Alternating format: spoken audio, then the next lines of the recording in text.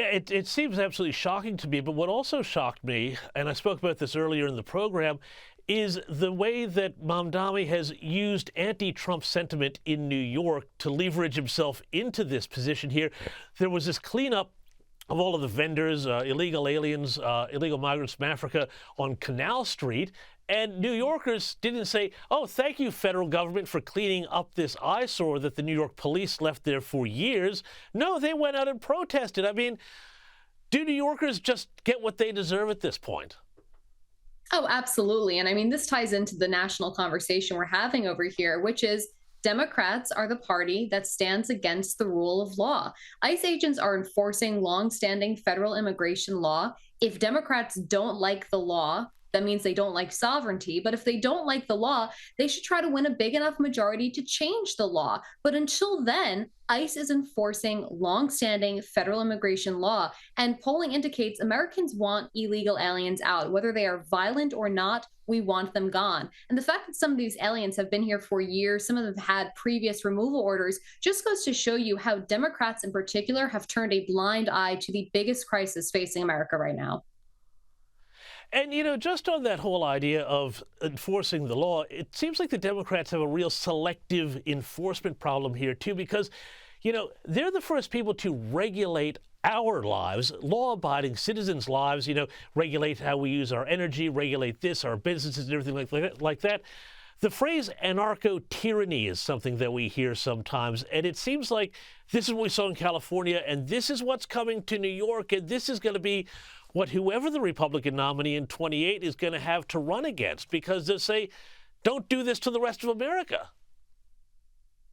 Yeah, and I think, California look to Portland, for example, with the anarcho-tyranny we're seeing there. And Democrats have decided to make that as though that is a peaceful protest. They're trying to turn it into a First Amendment argument. But Americans voted for President Trump for many reasons. But one of the big ones was law and order. Nobody wants to see a repeat of 2020 with the riots, right? The summer of love that we had.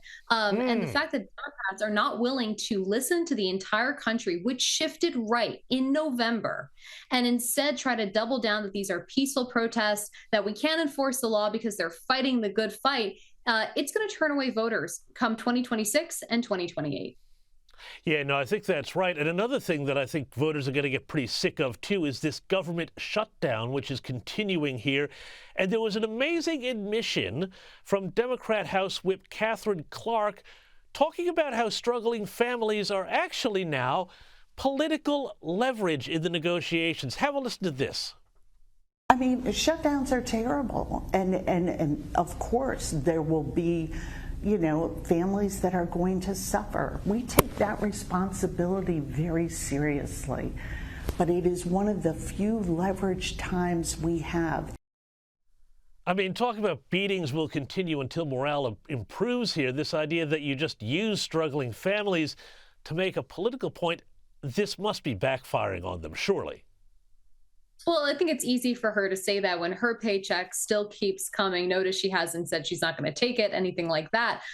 Surprisingly, Democrats haven't faced nearly as much pushback as they should. And I think it's part and parcel because the propaganda press is doing their bidding.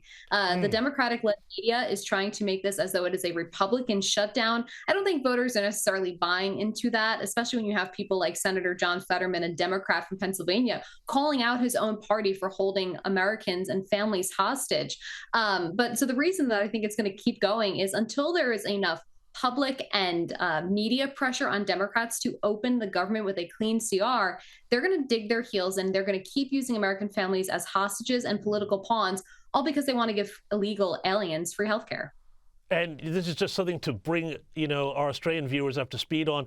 To pass that vote, to pass that continuing resolution to keep the government funded, they need 60 votes, not a majority of 51 to make that happen. So that's why the Democrats can still hold the government to hostage on this here. But finally, before I let you go, we talk a lot about political violence on this show and the threat of it coming particularly from the left. Well, turns out Republican Senator Eric Schmitt has maybe heard this call because he's going to be chairing a hearing next week on this threat. Here's a little bit of what he had to say on the matter.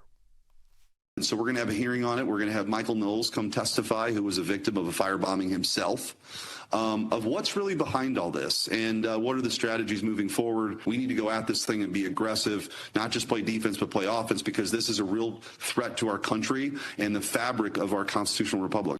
Brianna, what are we expecting to get out of this? Will we find out that there are big money donors, including some that might be quite familiar to our viewers, behind some of these groups that are funding so much of the mayhem in American streets?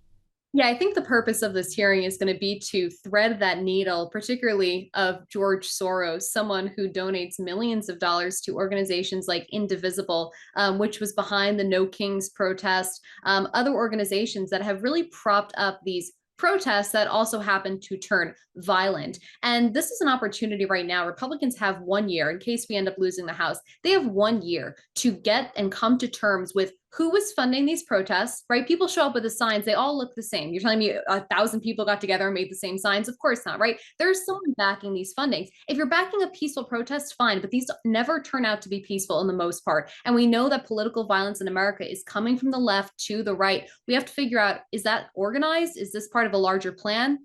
Brianna, you're absolutely right. I think there's a lot more to it, and I'm looking forward to finding out what that is. Brianna Lyman, thank you so much for joining me tonight.